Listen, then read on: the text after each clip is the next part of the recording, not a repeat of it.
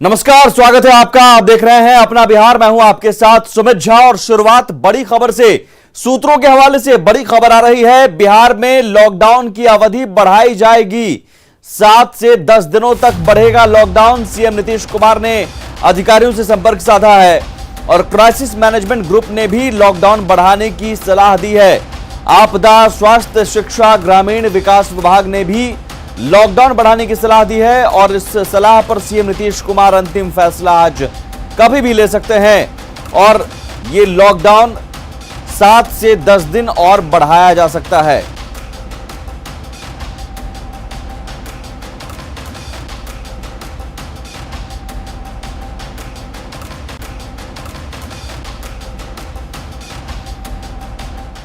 तो 5 मई से बिहार में लॉकडाउन है और लॉकडाउन के 19 दिन और राहत जरूर मिली है। 5 मई को 15,000 के करीब नए केस आए थे, याद कीजिए, लेकिन कैसे ये आंकड़ा कम होता गया ये जरा देखिए। 6 मई को नए केस का आंकड़ा 15,000 के पार था। एक हफ्ते के लॉकडाउन के बाद आंकड़ा 10,000 के करीब पहुंच जाता है।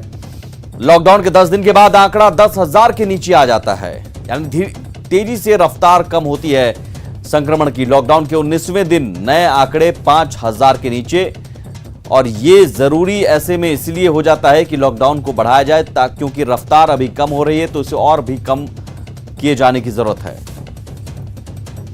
कल सीएम नीतीश कुमार ने ऑडियो संदेश भी जारी किया था और ये संकेत दिए थे कि लॉकडाउन का विस्तार किया जा सकता है।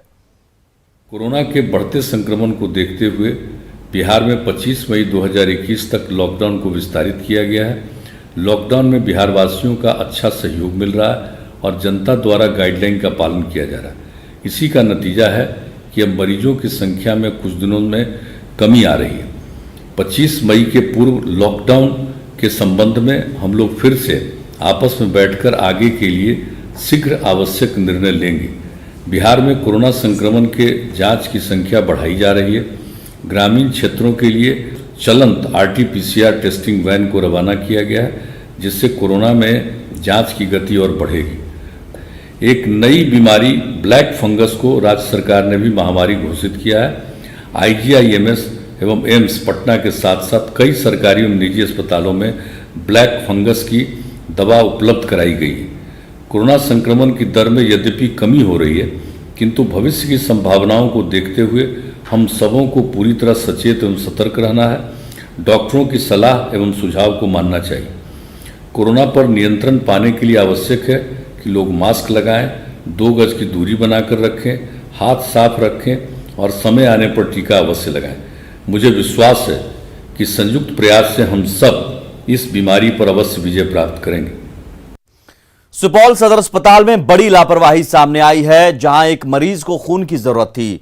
कुछ युवा खून देने को तैयार भी थे, लेकिन ब्लड लेने के लिए कोई तैयार नहीं था। सीनियर नर्स मोबाइल में व्यस्त थी तो अस्पताल में कोई डॉक्टर मौजूद नहीं थे। कोरोना की बढ़ती महामारी के बीच इंसानियत की ऐसी खबरें लोगों को जरूर सुकून देती हैं। अब ये मौजूद है सदर अस्पताल में, जहां एक महिला प्रसव पीड़ा से पीड़ित है और वो महिला खून के लिए तरस रही है। उस महिला में खून की काफ़ी कमी देखी गई है और चिकित्सकों ने उन्हें खून डोनेट करने के लिए कई ग्रुप भी यहाँ आए हुए हैं, जिसके बाद उसे खून दिया जाएगा और इस महिला की स्थिति में सुधार होने की संभावना जताई जा रही है।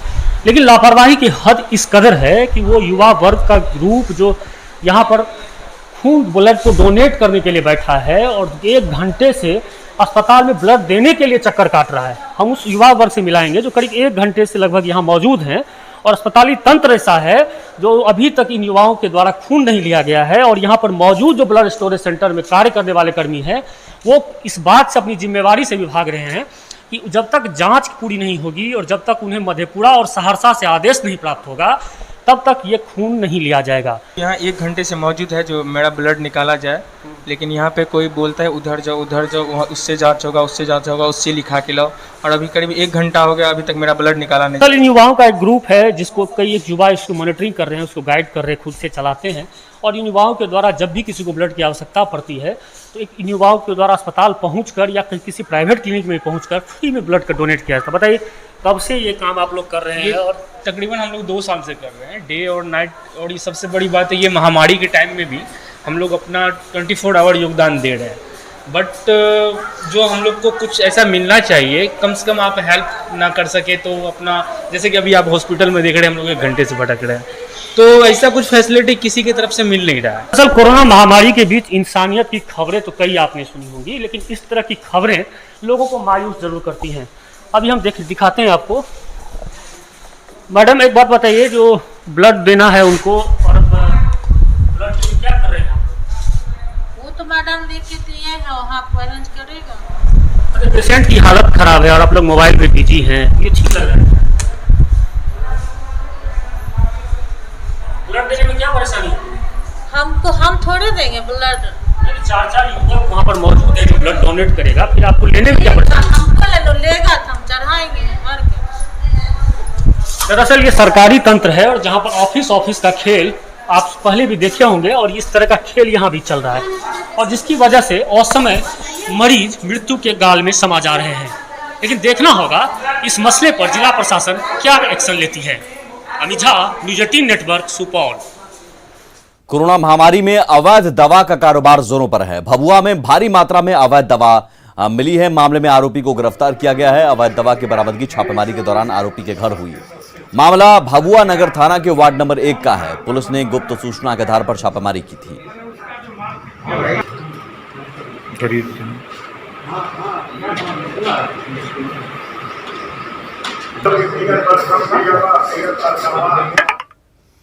तो एक तरफ लोग कोरोना को मात देने के लिए सजग नजर आ रहे हैं, तो दूसरी तरफ नवादा जिले में लोग कोरोना के प्रति लापरवाही बरत रहे हैं। लॉकडाउन के नियमों का उल्लंघन कर रहे हैं। छूट के दौरान भारी संख्या में लोग घरों से बाहर निकलते हैं, एक जगह इकट्ठा होते हैं, जिससे संक्रमण के फैलने का खतरा बना रहता है। शहर के सब्जी बाजार, मेन रोड और पुराने बाजार में लोग सोशल डिस्टेंसिंग की धज्जियां उड़ाते नजर आ रहे हैं।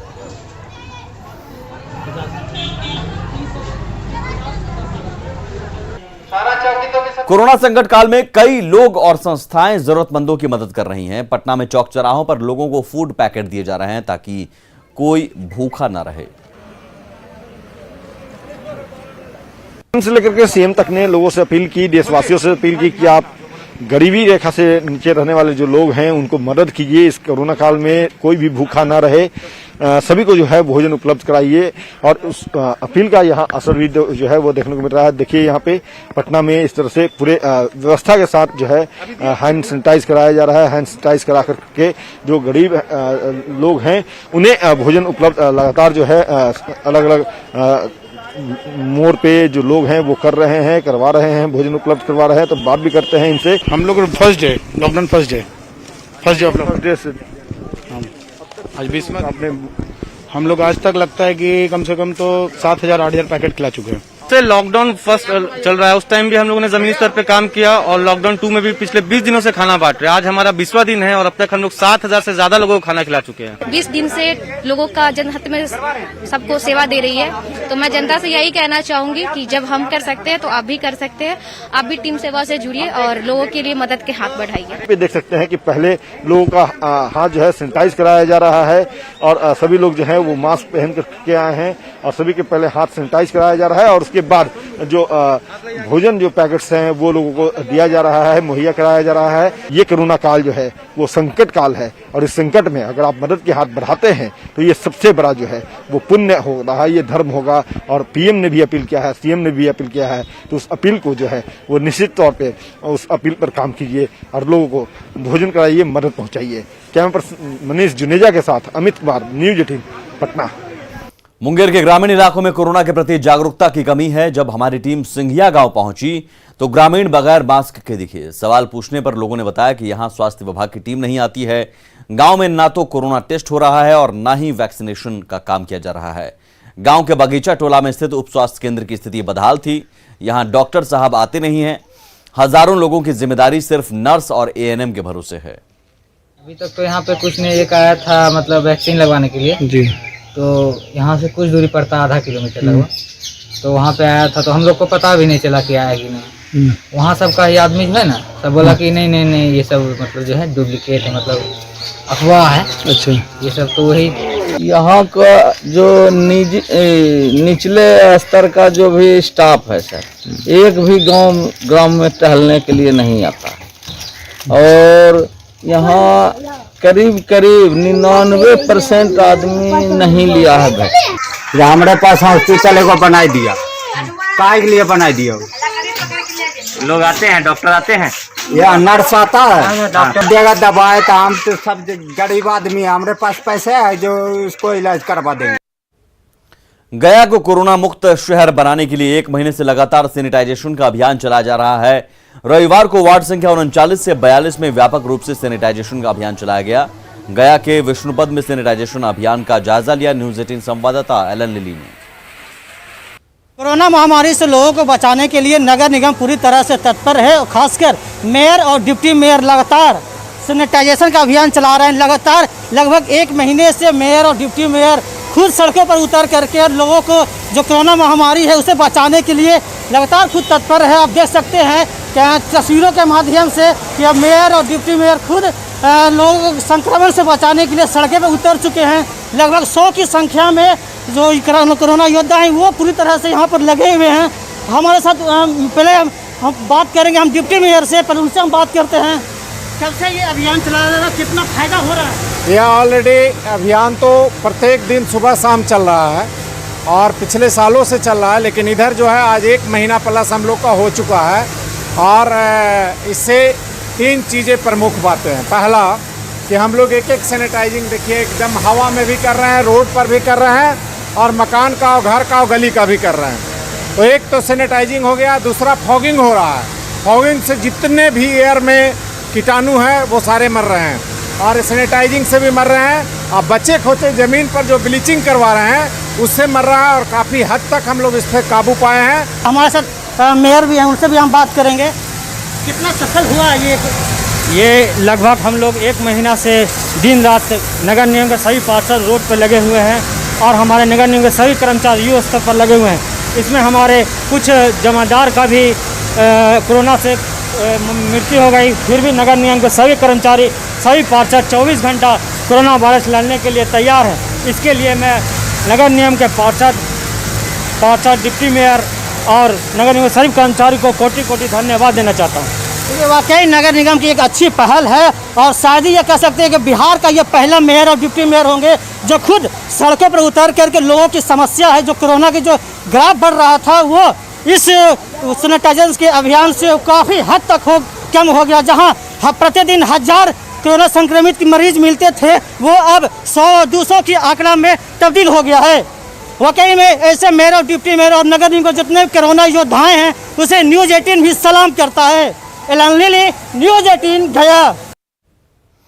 कोरोना महामारी के दौरान अस्पतालों में बेड नहीं मिल रहे हैं। वहीं बांका के बाराहाट प्रखंड मुख्यालय परिसर में जिस अस्पताल का निर्माण 10 साल पहले शुरू हुआ था वो अब तक नहीं बन पाया है। निर्माण कार्य शुरू होने के 1.5 साल के भीतर अस्पताल को सौंपना था, लेकिन ठेकेदार लापरवाही से लोगों को इसका लाभ नहीं मिला। ये स्वास्थ्य केंद्र पिछले 10 सालों से बन रहा है, जबकि कोरोना काल में कितने लोग इलाज के अभाव में अपनी जान गंवा चुके हैं। हम जानना चाहते हैं, बाराहाट के कुछ बुद्धिजीवी लोग हैं कि आखिर इसमें क्या बात है और क्या क्या समस्या है। आज तक पूरा नहीं हो सका है।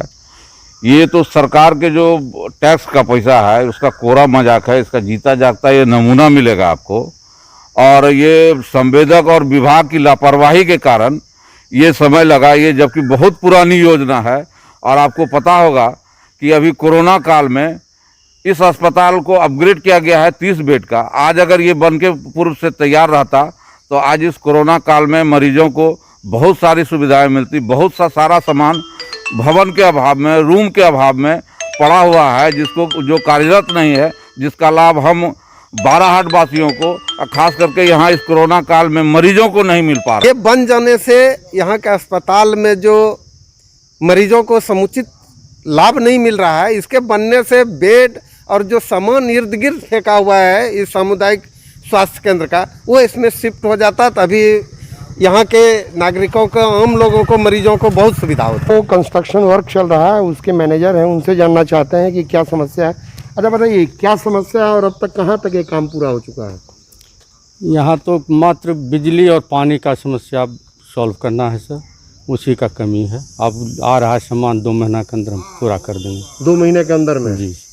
तो आखिर इतना दिन क्यों लगा? कब तक ये पूरा करके देना था आपको? देना तो बहुत पूर्व था सर। कब देना था, कब तक देना था? करीब 1.5 साल का एग्रीमेंट था। 1.5 साल का एग्रीमेंट था, मैंने 15 में आपको दे देना था। जी सर। तो मैंने कब तक ये पूरा हो जाएगा? ये सर 2 से 3 महीना के अंदर हम पूरा कर देंगे सर। जो मरीज आ रहे हैं उनको रखने के लिए बेड लगाने के लिए जगह नहीं है, तो जिलाधिकारी ने स्वास्थ्य विभाग के इंजीनियरिंग सेल से बात भी किया और उन्होंने कहा जल्द से जल्द पूरा करा देंगे। मधेपुरा के सिंहेश्वर धाम में मंदिर में चढ़ावे की चोरी के मामले में न्यूज 18 की खबर का बड़ा असर हुआ है। न्यूज 18 ने 16 अप्रैल को मंदिर के चढ़ावे की राशि की चोरी की खबर दिखाई थी, जिसके बाद बिहार धार्मिक न्यास परिषद के अध्यक्ष ने मधेपुरा के डीएम को 31 मई तक जांच कर आरोपियों के खिलाफ कार्रवाई का निर्देश दिया है। साथ ही वीडियो में दिख रहे सभी लोगों के क्रियाकलाप की जांच के भी आदेश दिए हैं और मंदिर या न्यास से जुड़े लोगों को काम से मुक्त करने का निर्देश दिया है।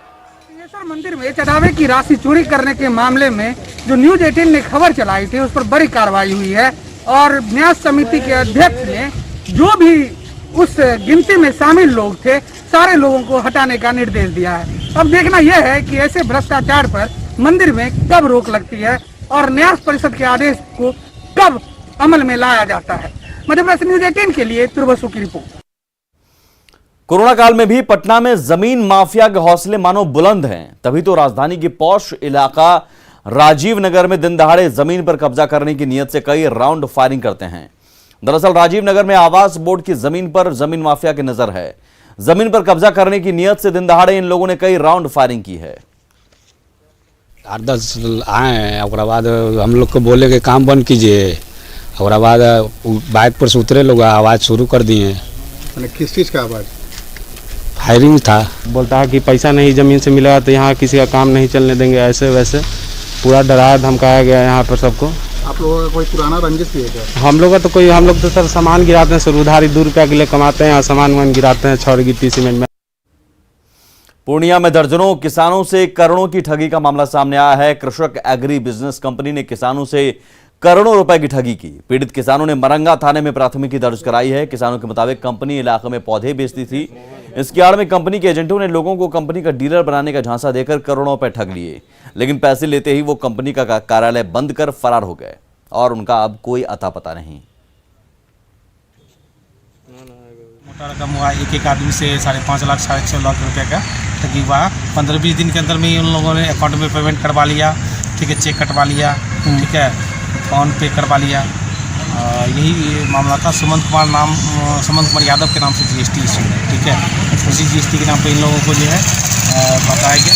ये कब से ठगी का मामला चल रहा था? ये पहले तो हमको पता नहीं था। ये 16 अप्रैल से मैं पैसा डाले थे उसको। तो ये इससे पहले भी पैसा डाले थे? नहीं, 16 अप्रैल से आया तो बोला 25,000 रुपया आपको आवेदन में लगेगा। फिर इसके बाद जो है हमने 50,000 डाला, फिर 1 लाख डाला, फिर 1 लाख डाला।